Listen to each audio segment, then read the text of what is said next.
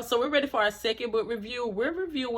I'm reviewing One of Our Kind by Nicola Yoon, Yoon. I think that's how it's pronounced. Okay, so this is a book that I actually read before the last book, Stuck on You by Monica Walters. But I guess I didn't love it as much as I love Stuck on You, which is why I reviewed that one first. One of Our Kind. I'm going to give y'all a little bit, just give y'all what it's about. It did not let y'all know when I'm headed into spoilers, and then I will let y'all know what I think. One of Our Own is pretty much about a black utopia. Pretty much some prominent black people have came together to create a black neighborhood. This neighborhood has peace, tranquility, money, it's clean air. It's beautiful. The houses are nice and big. The education is, it's up there. It's everything that you would imagine that you would want if race wasn't an issue. That's what this black neighborhood is. So we meet our characters and pause because I cannot remember the main character name. I remember her husband's name. His name is King. And I remember it because, it just made me think of how many black people in today's society is naming their children King and Cash and stuff like that. Let me find, because I can't remember the main character name. Jasmine is her name. Jasmine. I also have it pulled up. So that it's in our background.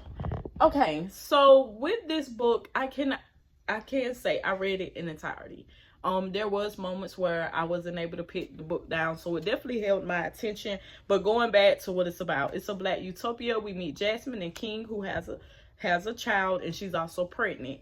We're meeting them, and they're moving into this utopia. And Jasmine is pro-black. Now, y'all, in real life, I'm pro-black. Like, I'm not somebody that just talk about it. In the city that I live in, I run a melanin market. I've been arrested for being on the right side of right. Do you understand? Like, I'm for real pro-black. I'm not for social media type pro-black. But Jasmine is more than me, right? When I say I'm pro-black, at one point in time, it was like over-consuming me. But with her, it's over-consuming her, and she doesn't recognize it, but it's like everybody else around her recognize it. So it's like they're trying to, like, yeah, you need to scale it back tight. Like, she's empathic when it comes to pro-black. My pro-black is more radical. Like, I'm ready to get things done. I'm ready to, if we got an issue, let's see what we could do. But hers is more so by the way of justice and just feeling how the people that are really going through whatever situation at their current time, she can feel it. And also she's pregnant, so that may play a part. But that's what type of pro-black she is. So she's pro-black. And King, he's just a black man. That's what we're going to label him as, although he do mentor the youth. So he's doing good for the black community, but I don't think he's like where she's at with it. He loves her. He loves her, and he loves that about her. But I don't think that's him. Now, this is not I guess this is a spoiler, so I'm not going to tell y'all. But that's the gist. That's the gist of the book. They are a black couple with Jasmine being a pro-black person, and they're moving into a black utopia with, all the thoughts that we'll all have. Like, most of our problems is going to go away. We don't have to deal with microaggressions. We don't have to worry about our child getting a good education. We have good quality air. There's no crime here. We're around. Everyone looks like us. You know what I mean? So, and as usual, I have some great book clubs questions to go with this. But that's why you should read the book right there, because of that. They're exploring the what if. What if we could achieve this land that most people say that they want. That's it. Now, it's time for some spoilers. Okay. If y'all kind of can tell by my demeanor, I'm not necessarily excited to talk about this book. And it's because, to me, like I told y'all, I am pro-black. So, to me, I don't know. I just feel like, and this is a critique. It's a critique. Everything I read, I'm not going to like. And I'm also not going to, sugarcoat it. I just feel like, in a writer, in the world where you could create whatever you want, why would you create a world that's a black utopia and still have it centered around whiteness? Reading this book, I don't know, I just felt like I wasn't reading it from a person's point of view that was celebrating the achievement. And I wasn't, and then the town didn't seem to have the feel of everyone was happy to be black and happy to be there, because they were black. And it gave classism, and which I think would be true in the real world if this was to happen. A lot of people don't want to hear that conversation, which is why, and I'm kind of, as I do book reviews, y'all gonna hear me kind of intertwine my real life. But as I was saying, I am pro-black, and I'm still pro-black. I'm rooting for everybody black. I love to see the black family, black love, black achievements. That's just me. I really love it, because people think of slavery as so far away, but Ruby Bridges was in the 1960s. Do you understand? My mama have stories of being in the cotton fields when she was a child, and that's my grandma B. She just passed, no more than 5 years ago. So when people try to act like it's just so far away, it's just not true. And in this book, towards the end, I was getting more angry than anything, to tell y'all the truth. That's the feeling that I felt. And so now I'm going to give y'all the spoilers. Okay, so in this book, which, if you want to read this book, pause this, do not press play, because I really do want people to read the book so we can have the discussion. And if you're coming from a different point, a different upbringing, a different anything, then you may feel differently about this than I do, which I understand, that's kind of what it is. But for me, I was disappointed as the reader to see someone create this beautiful vision of a black utopia where they didn't have to worry about these things, but to hear that the end goal was to turn everybody that was in that town white. Yes, y'all heard me right. That's the plot of the book. Get all the great blacks, move them to this place. They go to this grand spa. The spa removes all the black trauma that they have endured and changes them into white people and releases them into upper middle class, rich white society. And then they have no memory of the black life that they led before. And I think you can see it in my energy. I put off reviewing this book for so long because this storyline really bothered me. And in the book, it's a guy. How they end up moving to the town was King's. He met like an investor or his boss, but his boss told him about it and he moved there. Pretty much gave him the money to move there because he gave him a job, and that's how they got the raise to be able to afford the place. And Jasmine is kind of, by the time she clock in, it's too late. It's too late. It's happening. You know what I mean? And then alongside, she meets two people there. She meets two people there that's just as black as she is. She meets a guy who's so black that he has pretty much a museum in his house of blackness. And then she also meets a teacher who's very black as well in language and Ebonics, whatever. I don't get offended when people say Ebonics. I had a white man tell me that one time. Like, you speaking Ebonics? And I was like, I do. And that made him so mad because maybe you're not meant to understand what I'm saying. Clock it. But anyway, I don't know. This book just it disappointed me. I just didn't understand, how can you create an all-black society where everybody is thriving and blackness really not a problem, but you're using this as a pass-through to get to that. That, to me, that says your problem was never feeling welcome or not having or feeling secure or your children getting a good education. Your problem was never any of those things. It was just being accepted by white people, and the thought of being willing to turn your whole race into a white person and erase your memory to achieve that. That's just too far for me. And I couldn't fuck with it. Like, I don't want to cuss, but y'all don't understand. I was so mad after I read this book. I got into a whole political debate with somebody over it. And, they had good points. Like, I'm not the writer. That's a great point. I'm not the writer. And with Nicola, I didn't, I think I told you in the last video, when I enjoy something, I'm interested in the person. I want to see what else you're working on. I didn't do that. I didn't care to understand why this was the premise of the book. It made me upset. I couldn't understand it. And I also want to say, and if you're someone that disagree with me, that's okay. Once again, I'm telling y'all, This is who I am. This is not like for social media. Like, one of the other biggest things that bothers me is we're coming off the heels of black being a buzzword. I told y'all I'm building a library. Let me show y'all. I have a library down here. One day I'll show y'all, not day. This. What is this about? This. It say what? The black kids. What is centered around? Whiteness. Black girls are exhausted. It's centered around what? A mixed girl. I couldn't finish reading it. You know, let me look. Make sure I ain't got no more disappointments down here. I don't.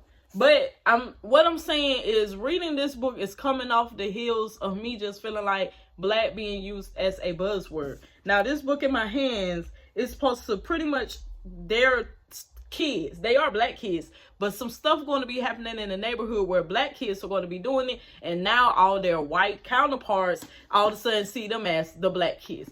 I can't read stuff like this because it's frustrating to me that we cannot even have art without including whiteness. This is like watching an all-black film and a white person being in it. I never understood it. And I watched an interview with one of the Wayans, and they was talking about Wayans. They was talking about how they had to put a white person in a film because that's just how it goes.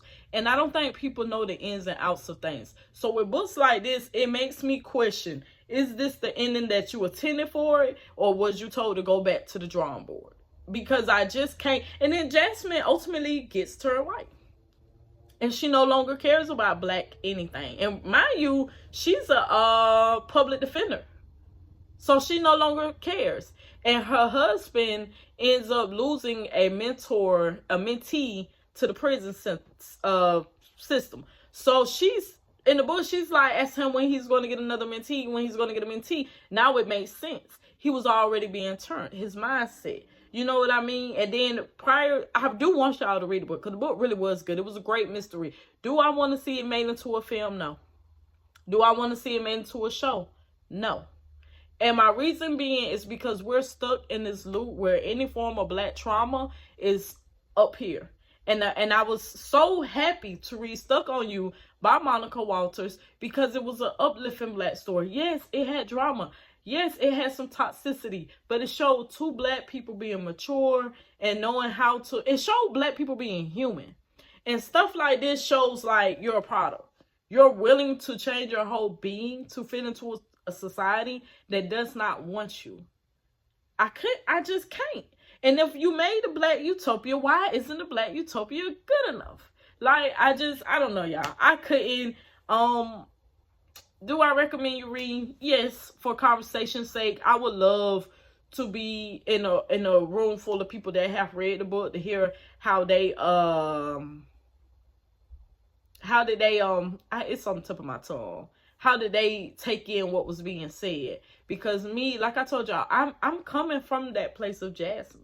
I'm coming from a radical standpoint where I just believe in pro-black. I believe in black people being great and black people not really needing outside help and looking for black people to find that power within. I'm coming from that point. So that's where my viewpoint is coming from, where I don't understand how Jasmine kept giving the benefit of the doubt, how her friend radically changed and she just wiped it off. I want y'all to read it because it's great. The build-up was great. Did we know what was coming? No and yes. Yes, we knew you could pit 2, 4, 6, and 8 together. However, I didn't expect it to end the way that it ended. And also, I just didn't expect it to be centered around whiteness.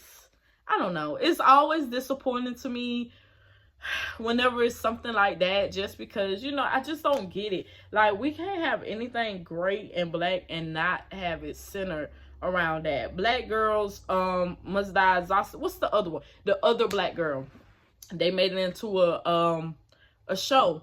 I did not watch it because if you read that book, it's based off a book. In the first 3, 4 pages, we find out Nelly is mixed. She's mixed. And I don't know. I'm confused about this because are we following the one drop rule? Because why are mixed people being considered black? Especially in media. It's seeming like it's just a buzzword. And I mean, it really is, y'all. For this book to be called the Black Kids, which I get. Yes, they're the Black Kids, but we all know that Courtney picked up this book because it said the Black Kids. The last thing I wanted to be sitting around is Black kids being mistreated because they're Black. Like, who do you think is reading this? I don't know.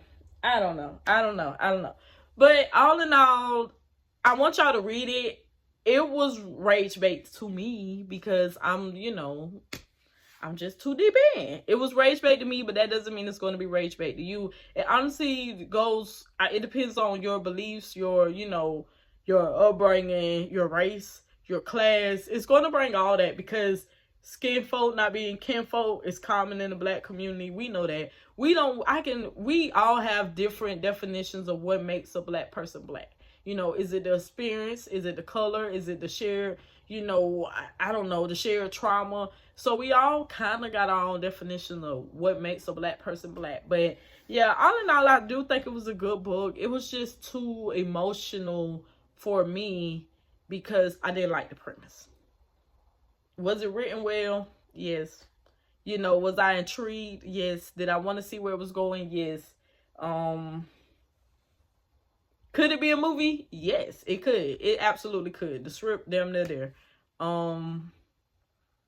Yeah, I'm just disappointed in it. I'm disappointed. I really wish it would have. I could have even dealt with, if we was going to center whiteness, maybe outside white people trying to take it down because they were doing so great. But just to have it as a vessel and Black people being, like, yeah, I be white. Like, yeah, that sound better than this. I didn't like it. I don't like stuff like that. I don't know. I'm not intrigued. I'm not really interested in reading about the author, or maybe I should. That would make sense.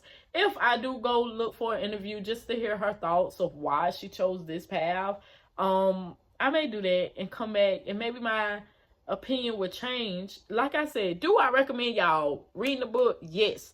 Will this book get added to my bookshelf? No. Absolutely not. I don't want anything that's bringing down Blackness on my bookshelf. That's not taken from her as a writer. She's a creator, and it was creative. So I'm not taking from her as far as that, but it's not going to get added to my bookshelf only because Black trauma is so profitable. And Courtney, because I'm pro-Black, I'm not someone to buy it. I don't watch slave movies. Like I said, anything that's centered around Blackness, but it's not Black, I can't get jiggy with it. If your main character is mixed and you use Black in the title, I can't do it. And it's nothing against those actors, those writers, directors, all the commercials with the mixed race people. It's nothing wrong with that stuff, but I feel like Black is becoming a buzzword. And I do feel like Blackness is something that needs to be protected. I know a lot of people don't feel like that. I know a lot of people pass out, invites to the cookout and stuff like that. And there's nothing against those people. If that's what you want to do, by all means, we're all entitled to our own opinion. But for me personally, I don't want anything on my bookshelf. If my library is the only library to survive in a hypothetical way, I don't want nothing on my bookshelf that's gonna make it feel like Black people was less than or Black people wasn't good enough. And for those two reasons, I cannot add this book to my bookshelf. I'm very open to having conversations about it. Once again, if you run a book club, yes, great book to read. Great book, because you could talk about when would you get out? When would you notice something was different? You could talk about classism. You could talk about what would Black greatness look like if only Black greatness exists. Because you would have to deal with classism. And then would how you treat the people that have less than you, how would those conversations go? When would, what would be the line? Let me see what else. Just in general, and remember, and in this book, she's also fighting real cases. She's a public defender. So if you are living this life, would you feel an obligation to still give back to your community? Jasmine was really big on that by being a mentor, offering financial advice, or even financial assistance. Would you still connect yourself to your past life? It has some great conversations. The education system. Would you be afraid that your child is not going to be well rounded if they grow up by one type of person? One type, you all of y'all are rich. Yeah, it brings us some great conversations. It really do. And I'm open to that. But once again, my book reviews are real. I do recommend you buying the book. I don't think everybody's going to have the same response as I did. I kind of told y'all why I'm having the response I do about the book. And also, it would not make it to the bookshelf. It just won't. I think I got a pretty solid reason why. If my library is the only thing standing, I want, and some black people having to survive, I want them to pick these books up and say, man, we're great people. I don't want it to be any type of, damn, should we want that? No. So yeah, I recommend reading a book at your local library.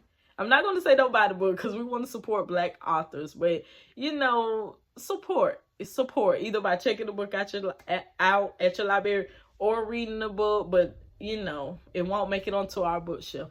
Thank y'all so much for listening to this book review.